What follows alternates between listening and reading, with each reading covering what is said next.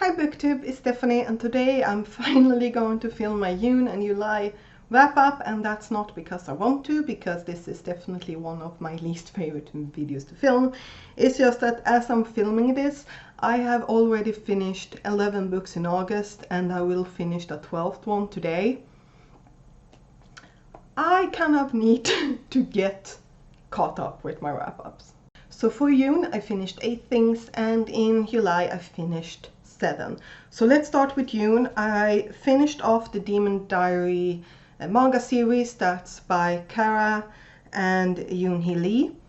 And as I've said before when I talked about this series, it doesn't really have a red thread, unfortunately. The sixth and the seventh volume had a little bit more of a solid thread through them, but it still felt a little bit like taken from the air, the story. But I enjoyed them and I had fun, and I'm now finished with the manga series. Then, because I just saw this on my shelf and I decided that I wanted to look through it, I have the Harry Potter 1 collection.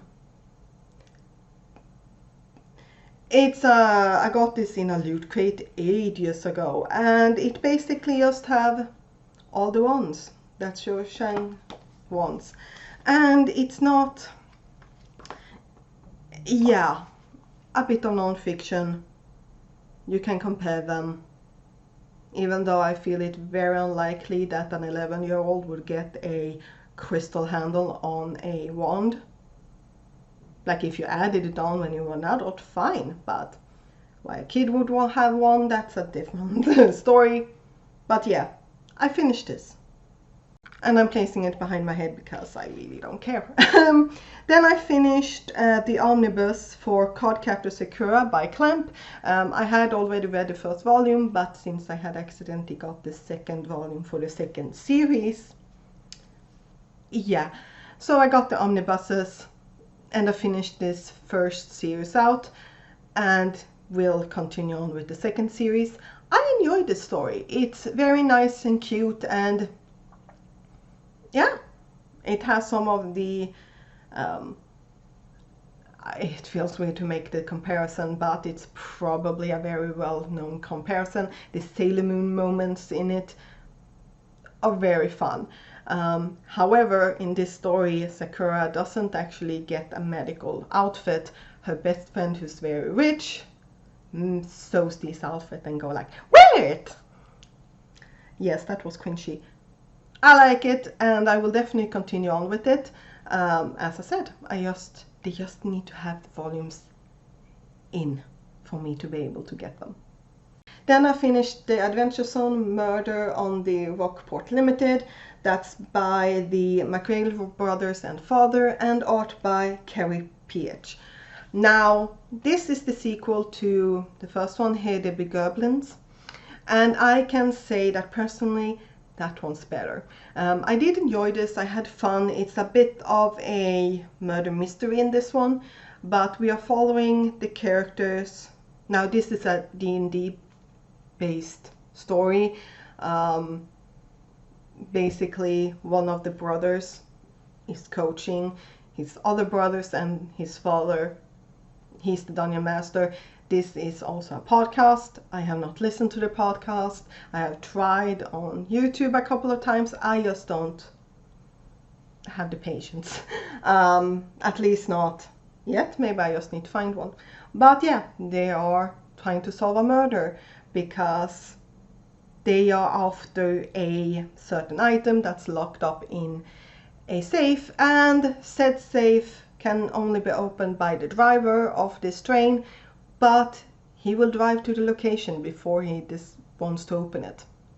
So yeah, it was fun, and I will continue on, but yeah, the first one is better. In my opinion, I guess. In my opinion at least. But the art style is beautiful, just as it was in the first one. Then I listened to an audiobook, All Systems Red by Martha Wells, in which we are following Murderbot, who's a sarcastic bot who hates humans but works for them. I just love Murderbot. 5 out of 5. Love it. And I really enjoyed the narrator, and I will probably continue on with listening to the rest of the series for our reread. But yeah, this is the only audiobook I finished so far this year. And now for the last book that I finished in June, that is That Time I Got Reincarnated as a Slime, Trinity in Tempest, Volume 1. Now, this story, That Time I Got Reincarnated as a Slime story is created by Fuse, and the character designs is by Mitzvah, but this particular story and manga series is by Taetono. And this was a fun and cute side story to the main one. Nothing like too serious. Obviously I prefer the main story, but it was interesting to see it from another character's point of view, who is basically sent to Tempest as a spy, because this is a nation of only monsters. What are they up to? And her trying to live her life there. I enjoyed it and I found it fun. And I do have the other 2 volumes that are out in this so far, and I will go to them. But as I said, I prefer the main story, so I haven't jumped to the other 2 volumes that I have of this. So those were the books that I finished in June. Let's go to July. The first one I finished was a classic by Agatha Christie, and that was Appointment with Death, which takes place in Palestine. And during a journey to Petra, well, not during, at Petra, is that how you say it? At Petra, an old woman dies, and Poirot is there to help solve this murder. Or what they think might be a murder, because one of the persons that were there don't really understand why she died, even though she's old and have heart conditions, etc., etc.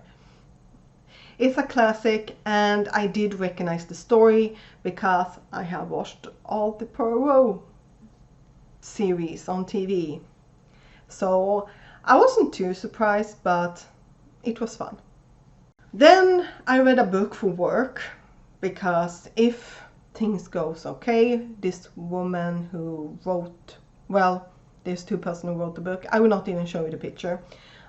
If you're really interested, you can go to my Goodreads. But this is about communication in dental care. And here's the thing, this is about motivating conversation in healthcare. And for me, that was included in my training for to be a dental hygienist. So I recognized a lot in it, so it was more of a refresher. But I lost all respect for this book, because in the beginning, and this was why I lost all respect for it, talks about taking blood pressure and blood sugar on patients, which it would be nice if a patient came and said, "Hi, I have this note from my doctor, since I was coming in, they wanted you to do this." Fine, that's no problem.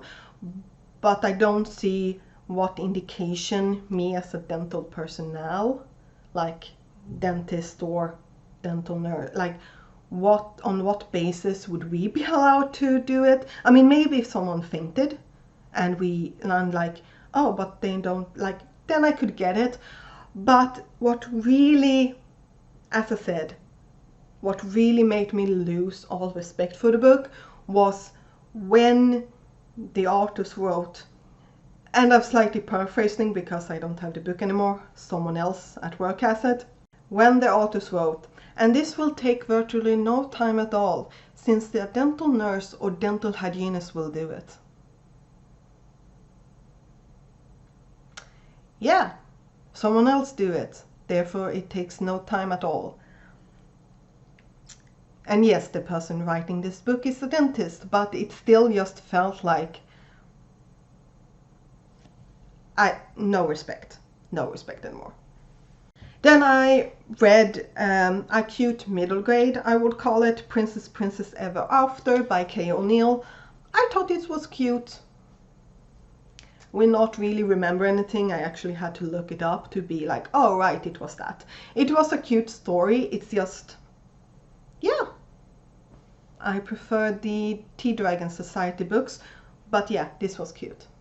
Then I finished Bad Girls Throughout History, which is a list book about 100 women in history, and this is by Anne Chen. And yeah, it's a list book with 100 women, and this author needs major props because in all other books that I have read or just looked through and then put back because I was frustrated, she's the first one who has mentioned Valentina Tereshkova, who was the first woman in space. Usually they only mention Sally Ride, and it's like, Valentina Tereshkova was the first woman in space, and I think the second woman in space, also from Russia, she was the first woman in space to go back twice and made a spacewalk, if I remember correctly. So it's like, yeah, but they were written by US authors, so it doesn't surprise me too much. But major props, and I really enjoyed it. The art style, yeah, not really my cup of tea, but I thought it was cute, and yeah, I liked it. Then I finished That Time I Got Reincarnated as a Slime, volume 16, that's Spy Fuse, and then the manga is by Taki Kawakami. I love this series. We are finally getting more, like, Veldora is back, starters. Which is really funny. I'm really looking forward to see how the rest of Rimori's friends will adjust to Veldora. Who is this massive dragon who can destroy everything, but he's Rimori's friend slash brother. Yeah, it's a weird one. But yeah, more gets built up and we get a little bit more information in this one. So I'm really enjoying this, and more build up, and I do think that in the next volume things will start happening more. There was a bit more build up, but things started to happen at the end of this, so I'm hoping that this lull in the story, I think it's mostly because of the fact that there has been so much action and then all of a sudden, oh, it's over, so it feels slightly weird, but I really enjoyed this series. Then I finished House of Earth and Blood, part 1 in the Crescent City series by Sarah M. Maas. I was really surprised by this one, and I really liked it. It has a really intriguing build-up, and I loved some of the lore bits that we got, especially at the end. There are some things that I feel are spoilery that I want to mention, but I will not, because the main character is mad. Well, she's in the entire story she's mad at her father, but in the end she's really mad for one thing. Then I feel like that particular, like she has the right to be mad at him for so much, but for one particular thing I'm like, yeah. But I really enjoyed it, and I'm really looking forward to the sequel that comes out next year, and I will probably most likely 99% buy my own copy of this book when I feel like buying it. And then finally, for the last book that I finished in July, was The Alchemist Who Survived Now Dreams of a Quite Certain Life, Volume 1 by Usata Nomohara and illustration by Ox. Now, I had a wrap-up style thing in my August game of TBR, Labyrinth TBR game. So if you want a little bit more, you can go to that one. But in this one we are following an alchemist who, when the city that she lived outside of was attacked, she ran out and put herself in a suspension circle to basically be safe until the stampede was over. However, she made the mistake of having an actual lantern that consumed oxygen instead of what she usually have, which is ball of light magic. which meant that in this sealed environment that got completely sealed, oxygen ran out. And as such, she kept on sleeping because oxygen is not safe. An oxygen-free environment is not safe for a human to wake up, so she kept on sleeping. Then when she wakes up, it has been 200 years. And she's the last alchemist because there's no one left, because to become an alchemist you need to bind yourself to a nexus, but you need aid to be able to do that. And since all the alchemists died, and since there hasn't been any new alchemists being brought in, they have died out. What also happened is that there has been this dungeon placed on this, and they are working on defeating this dungeon, and they keep on going, and she needs to figure out how she wants to live. And she was a pretty insignificant one dime dozen alchemist. I have spent a lot of time talking about this. I really love this. It was such a breath of fresh air, and I finished this in a weekend.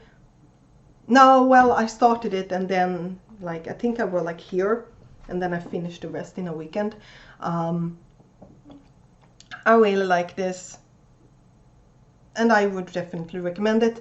Just know that, as with all stories like light novels, they are slightly in dumpy places, but this wasn't too bad, and I love the sequel as well, just FYI. So those are the 15 books that I finished over the course of June and July.